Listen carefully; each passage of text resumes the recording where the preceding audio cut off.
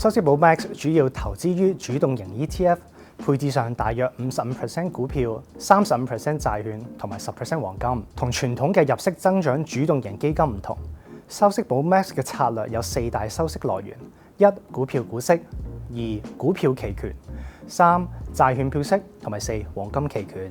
以10% 嘅派息率為例子，投資100萬，一年收10萬蚊息，一個月大約派8300蚊。但係點樣派10% 呢？股票股息再加埋債券票息部分，大約派2至3%；期權金部分大約派5.5至7.5%。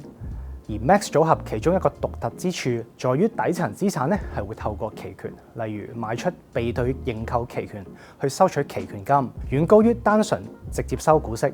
期權本身係對不確定性嘅注碼，用嚟降低資產嘅波動性。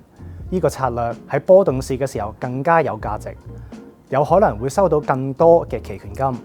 所以喺市場震盪或者有突發事件嘅時候 ，Max 通常會比大市嘅波動率較低。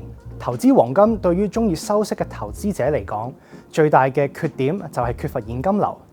Max 喺黃金配置上採用備兌認購期權策略，同啱啱講過嘅方式類似，令到原本唔派息嘅資產都可以創造收入，轉化為穩定嘅現金流來源之一。而 Max 主要用英國倫敦上市嘅 UCITS ETF 嚟配置，一般嚟講可以大幅降低預扣稅，並且提升投資組合嘅稅務效率。收息寶 Max 收到嘅所有嘅派息都已經扣除適用嘅稅項。